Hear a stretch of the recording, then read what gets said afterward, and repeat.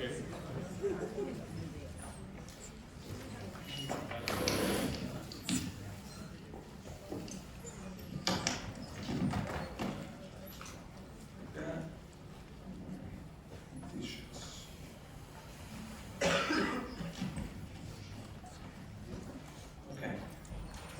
Awesome. So, hope everybody is doing well. Today is going to be the fourth day of our web development journey. And so I kind of wanted to spend today doing a recap of what you've done the first 3 days, because honestly, this stuff is really confusing. And you're learning 3 new languages. So in the first 3 days, you guys have learned 3 new languages, an entire front-end library in React, and you've also been learning about what an API is and how you interact with an API. And to force all this stuff down in 3 days is nothing short of insanity. So if you guys are totally lost, it's totally fine, and it takes a lot of working with these things to get used to them, and hopefully by the end of this month, you feel a little bit more comfortable with the stuff. But if you're confused now, don't worry, and I'm going to go over some of it again. So, in terms of the 3 languages of web development, everything at the end always boils down to HTML, CSS, and JavaScript. HTML is what you're going to be using to organize your project and basically add content to the web page. It's what you see when you load up a website. CSS is where you're going to be making this stuff pretty and how you're going to be laying out the stuff on the web page. And JavaScript is going to be adding all the interaction. But what's important to keep in mind is when you're working with React, when you're working with all these front-end frameworks, and you're working with all these fancy tools, in the end, they always are boiling down to these 3 things.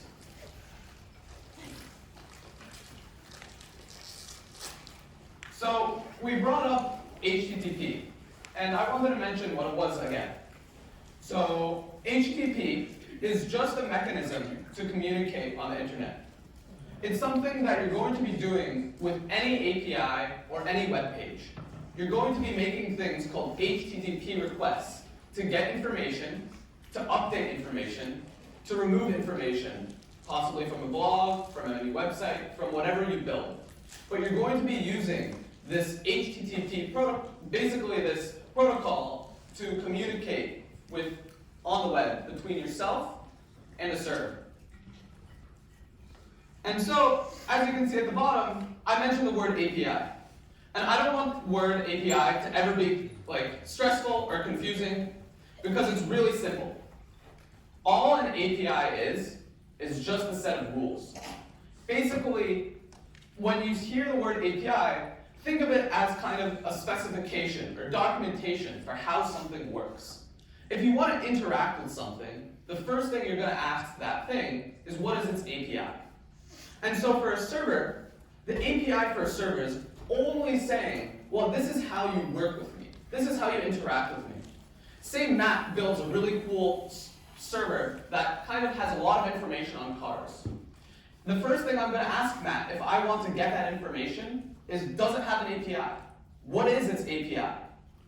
So if he makes a server, grab a piece of chalk, which seems to be, if he makes a server, what a server is going to do, and I'm going to go into this later, is it's going to have a lot of code. But what he is going to do is he's going to make something called endpoints. And these are just going to be things that are facing, that I can see on the outside as a client. And what an API is it's basically taking one of these endpoints, and all of the endpoints actually, and it's saying, well, these are what you need to, this is how you access it, and this is the type of information it's going to respond with. So let's look at what's on the page right now. This is what you might see from the API on a pet store. It's going to say, well, if you access this URL right here, /pet/pet ID.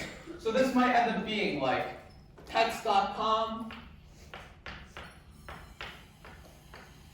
slash pets slash, and you want to access the pet with ID 1, you might be making a GET request, which is a type of HTTP request, to this specific address, which we call an endpoint.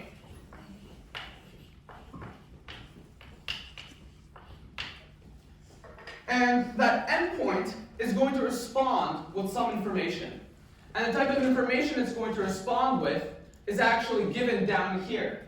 And in any good API, you're going to be able to click on it, and it's going to give you an example, saying, well, if you give me a request with these types of parameters, I'm always going to give you a response with this information. And if you can see, remember on the Catbook API, we had a specification that for stories that said if you made a request to API story, well then we're going to give you back a list of all the story objects. That is an example of the API, one of the aspects of the API of Catbook. And today what we're going to do is you're going to build this API yourselves.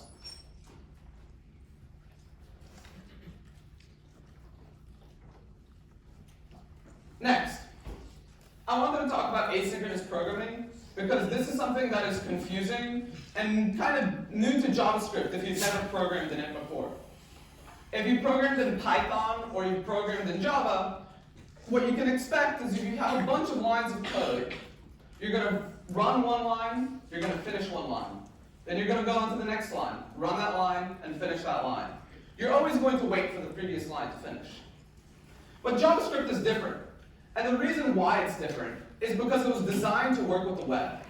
And in the web, things can take a while. And so you don't always want to just freeze on one line while you're waiting for something to load. Maybe you're making a request over to China, and it's going to take a long time. So you just need to keep on moving. And so, let's look at this example right here.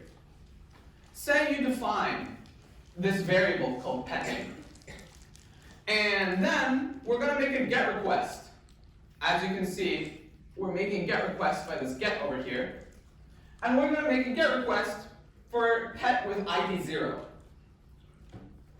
Then, when it gets back to us, we're going to set our variable pet name to be what this API tells us back in this pet object. And then at the very bottom, outside of the callback function, we're going to print out pet name. Does anyone want to volunteer? Or any have any idea what this is going to print out?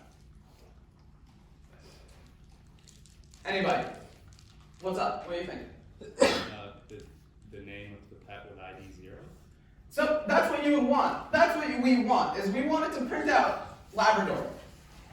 But this is actually going to print out unknown, because this is how JavaScript works. And the reason why is everything inside this .then, inside this tab indented code, this will run when the server gets back to us. But JavaScript is asynchronous. So what it's going to do is it's going to run this line, it's going to start this GET request, and while it's in flight and in the air, this last print statement at the bottom over there, oh, now we can't see the print statement, great. This last print statement at the bottom is just going to run because it's not inside the callback function. And it's going to access the variable pet name, and because just doing print statements is so fast that it's just going to get unknown, and there's no way for this pet store to get back to us in time. So if we wanted this console log of pet name to be Labrador, what would we have to do? Does anybody want to volunteer? What do you think? Put it in the callback function? Exactly. So let's just go over what a callback function is. Callback function, all it's saying is if you have an asynchronous piece of code, so something that's going to take some time, usually it's always going to be a GET request or some type of HTTP request. You want to be able to run some code after the server gets back to you. And that's all that's going inside this .then over here. Basically, we've specified a function, this pet object. We know that it's going to give us back to this object because we've looked at its API.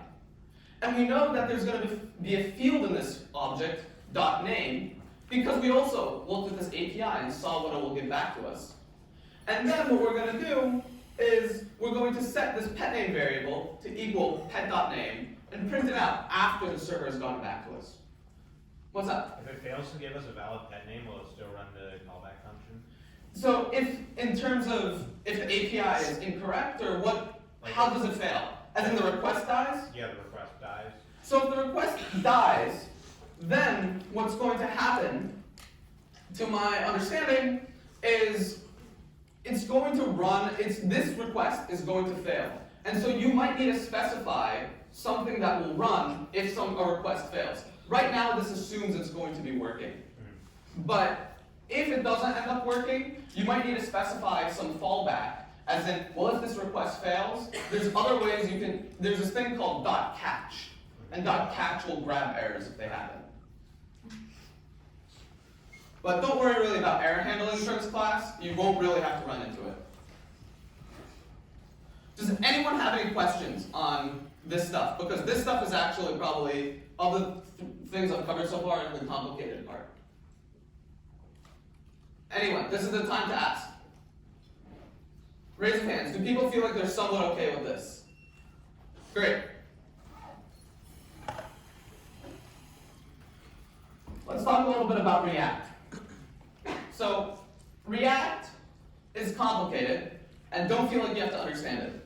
But let's talk about a little bit about how we start with thinking about React, and a little bit of code. So the first step of React, and the reason why it's so popular, is it allows you to structure your web development code. Many of you guys, by the end of your projects, are going to have, if you didn't use React, you might have absolutely massive files, and it would be coming out of hand if you wanted to change one thing. And this is something that came up in the professional world even more than it does in this class. And so people wanted to find some way of making their web development organized. And so that's all React does. It allows you to come up with a design, like we did here, and then build it, and give tasks to separate people. You're going to make this component. You're going to make this component. And then one person combines it all at the end. Or maybe this is all being done by one person. But what's important is that you look at this and you see, well, React also allows you now to plan out your website before you even write a line of code. Because you can think about, well, now I have a wireframe or a design of what I want my website to look like. Well, what components are in this website? Let's try to start breaking it down. And before you've even written a line of code, you have an idea of what your website's going to look like.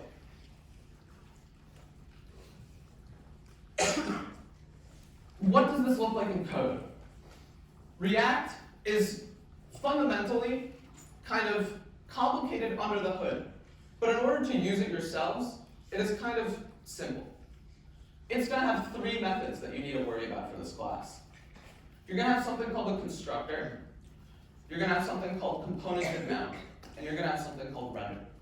Whenever you make any React component, worry about these three methods, and that's all you're going to have to worry about. And now let's talk about each one of these independently. The constructor. The constructor is where you are going to initialize any default values for the state of your object. So whatever your React component's state is, you're going to need to define it in the constructor. And you're also going to need to give it all its default values. And I'll tell you why in a second. And when is this code actually being run inside the constructor?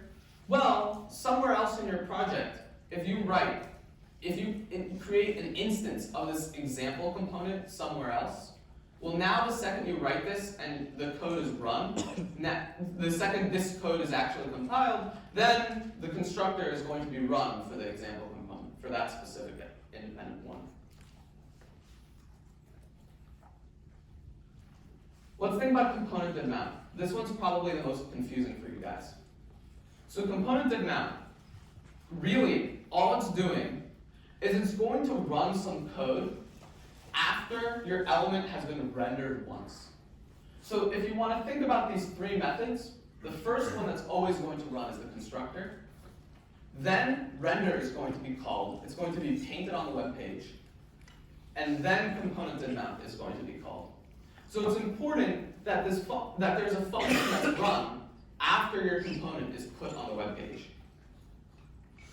And the reason for that is if we ever need to make any API requests, or we ever need to get information from the server to update the state of our component, we want to do it after it's been put on the page once.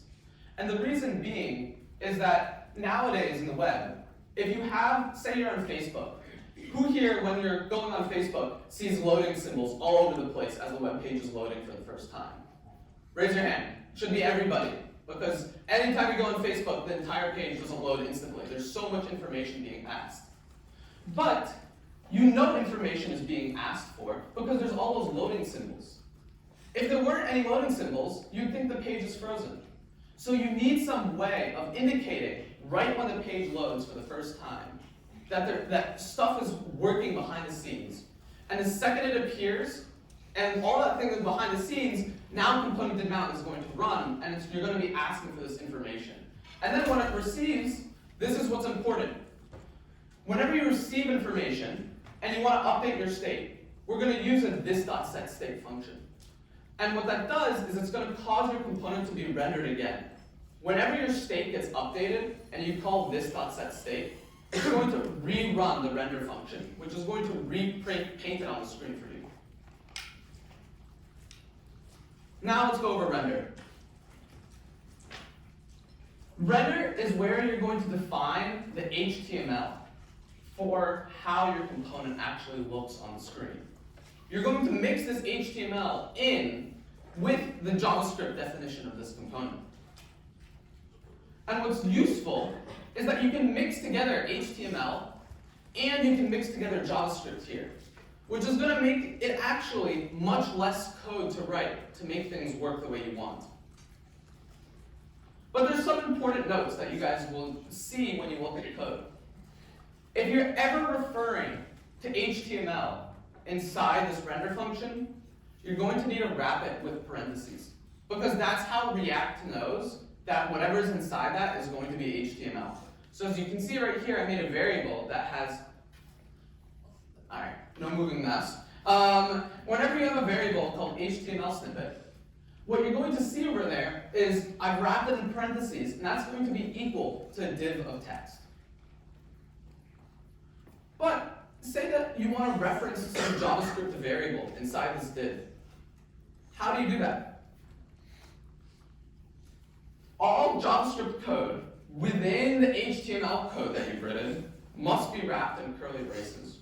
So what that means is, say now you have this example where you do have these parentheses on out each side, and you have some HTML tags. So now React is thinking, okay, we're in HTML mode. But now if you want to use some JavaScript, you now need a signal to React. I'm going to bring in some JavaScript again. And so you have these open and closing parentheses, or curly braces. So this is how you interact and mix together HTML and JavaScript in this render function, which is going to be something that you guys will be doing all the time to make your page easier to make your code easier to work with. So before I go over a little bit of code, do people understand what's going on? Or not understand what's going on. Do people have any questions about those three functions? Anybody? What's up? When you said class example, Yep. Jen's component, is component a keyword, or is it something that you define? Okay, so this is great. So component is, so if you, I'm pretty sure that this gets imported, it's part of React. Basically, that notion of having access to props and all of the state is something that is defined in a superclass called component. And so in order to get access to these functions and have these methods actually do things, you need to inherit from some superclass, which is what component is. But it's something part of React. So it's not really necessarily a keyword, it's just a class name, but it's something that is defined in part of React syntax. Any other questions?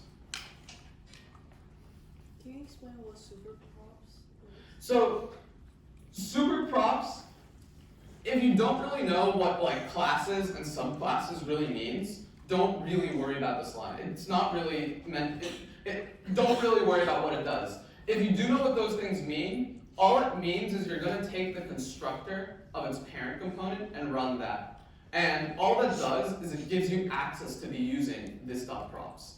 So if you want to run this.props, say in your render function, you say like this.props.friends. In order for this.props to have information, you need to have run superprops. Don't really worry about it, you're just going to be having it in each of your React components. It's a little bit confusing, but this is stuff that you don't really need to worry about. What's up? So is component like a built-in class in React? Yes. And then super is referring to the class component? Yes, unless this is going to be, unless you're going to make even a further subclass of like a one React component that you made, but that one's constructor will call. Eventually, it's going to end at this component If you constructor. have a hierarchy, do you have to call, when you call super props, will it call the thing like above in your? Yes, yeah. It's not going to call the thing of. Just worry about the fact that if you say super props, that lets you get access to this props and stuff like that. Don't really worry that much more about under the hood. What's up? Does component get mounts only run once? Yes, it only runs once because it's only run after the first render. What's up? Can you walk through what happens after you say set state? Like what actually, which components get re-rendered? Sure. So if you have the simple example, say you just are working with one component that has some state, and if somewhere same component did mount, or no, say this is going to happen in component did mount when you update your state, basically. But if you update your state, what you're going to do is you're going to call set state, and all set state does is updates your internal state, and it also recalls your render function. That's basically the high level of all it does. But if your state changes, and now in your render function, you're going to be creating different components with different values, you're now going to be re-rendering all of those children components. And so those components, what's a good example? Say that you have your feed, and you have some state about the stories, and you have the stories, and basically on this web page, you have the stories that you're rendering. Sim story.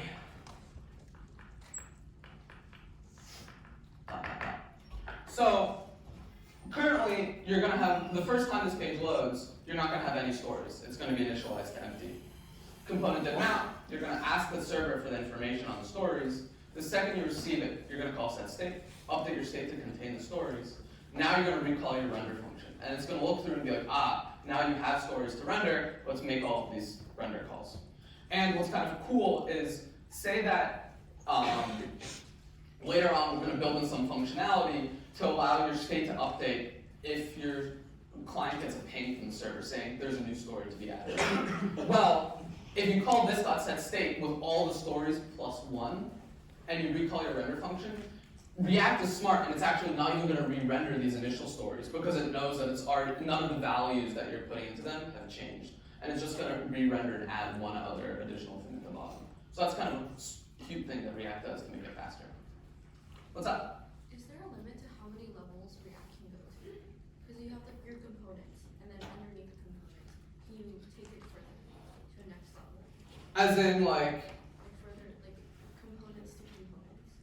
As in, can one component have a bunch, have a bunch of components inside of it? Or, well, yes, as in the sense that you can build, for example, if you go back to our hierarchy, this does have components kind of within components to some degree, as in, you have this feed, and a feed is going to have a bunch of cards inside of it. So now you have components inside of this feed component. But what you do normally do in React is you normally isolate each component to its own file. So then you just can worry about that one individual component. And maybe you will import it in feed and then use it accordingly, if that makes any sense. If you're thinking from the subclass, classing perspective, possibly you can, but I wouldn't really have to worry about it for this class. Any more questions? What's up?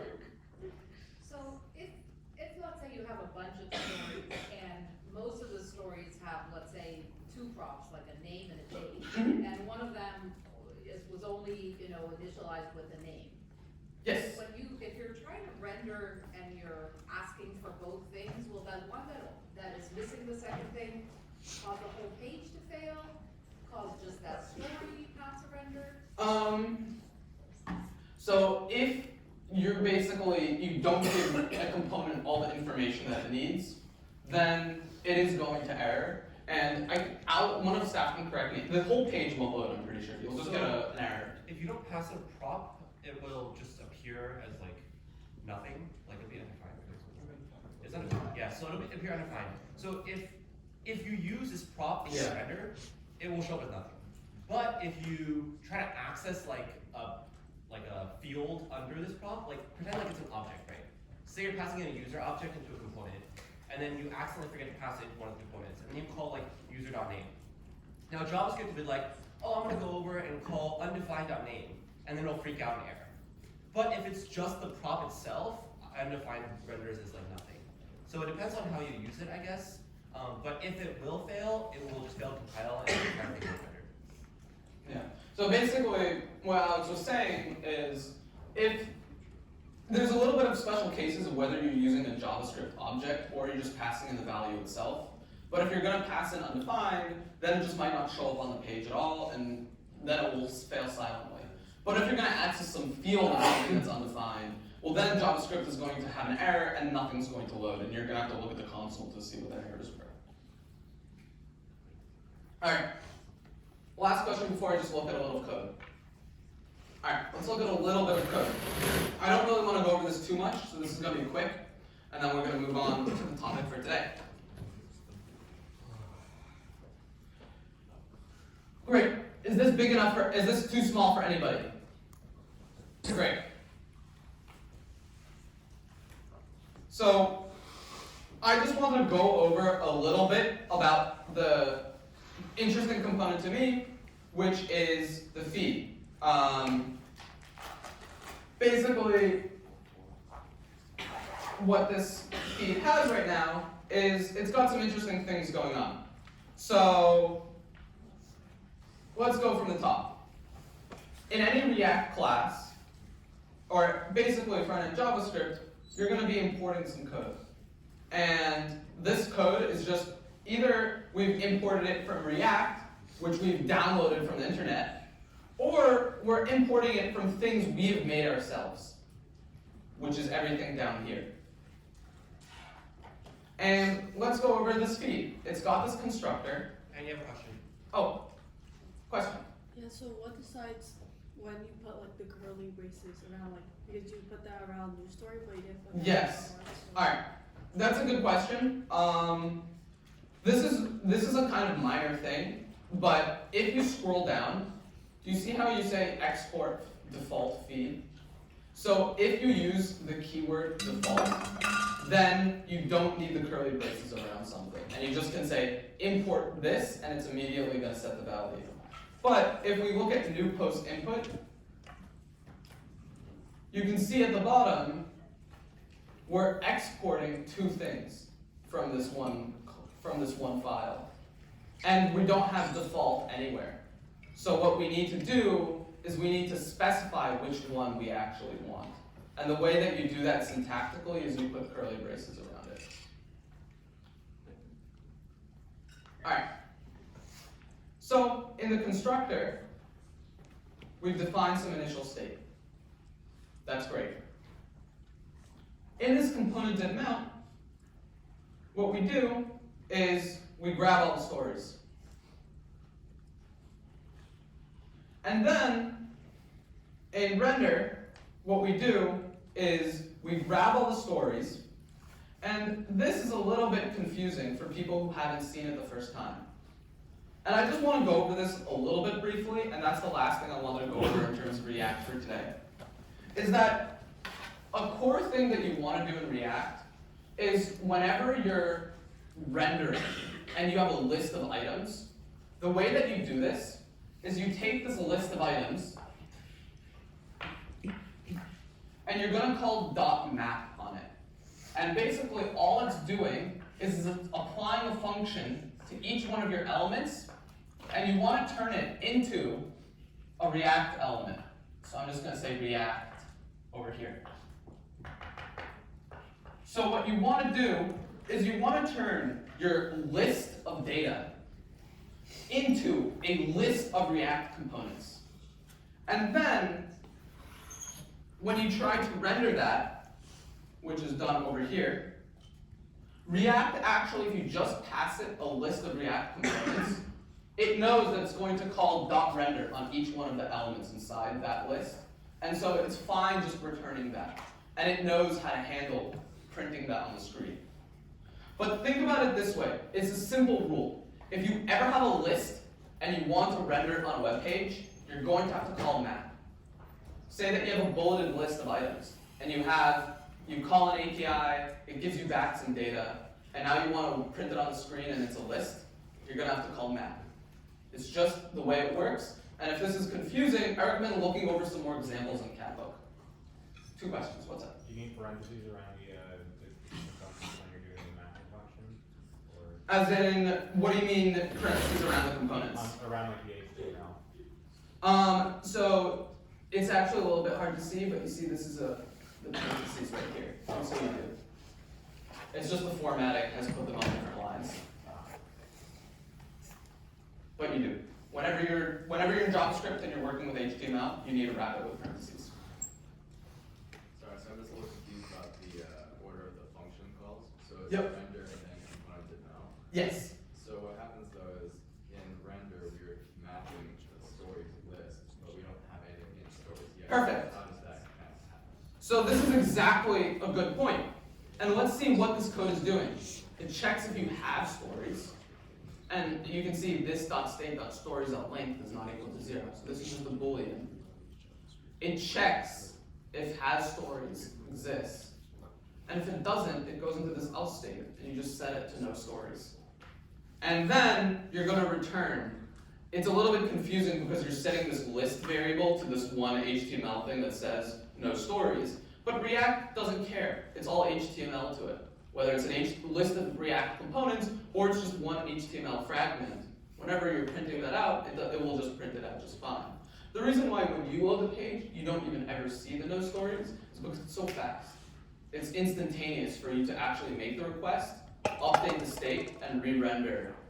So I was asking us like whenever you update the state that just re-renders it. Yes. So the order is you run the constructor, it immediately calls render if it's going to be rendered on the page.